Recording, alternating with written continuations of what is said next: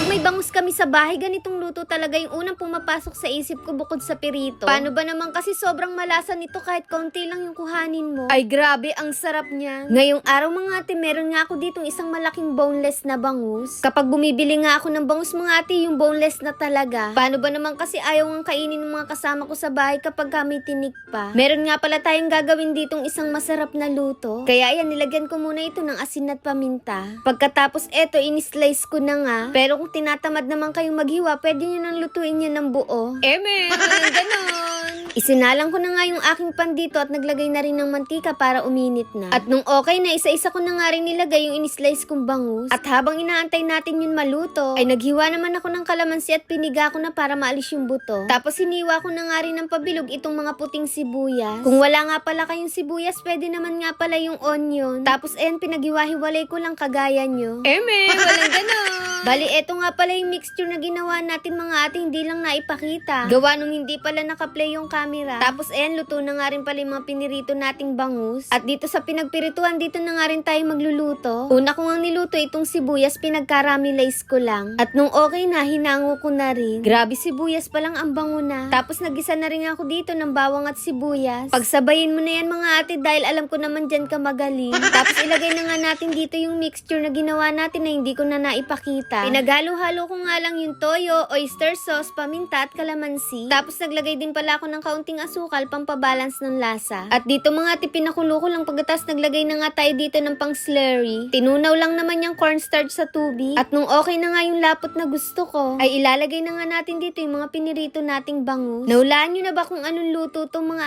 ate? Ang sarap din nito sa baboy, no? Kaya lang ayaw nga nila ngayon ng karning baboy. Kaya itong isda muna yung ginawa nating ganto. Inibabaw ko lang dyan yung mga kinaramelize nating onion. Pinakuloan ng bahagya at eto, luto na nga ang ating bangus steak. At grabe, kung maamoy nyo lang, sobrang bango talaga. Tapos ganito pa kataba yung bangus nyo. Burrito ko talaga yung ganitong luto mga ate. Paano ba naman, sobrang malasa talaga. Aba, yung sarsa pa lang niya, ulam na. Sigurado ako nito, sira na naman yung diet ko. Abay, only rice na naman tayo dito. Kita nyo naman, itsura pa lang nakakagutom na. Kaya tara, kain na tayo. At unang kagat, first bite.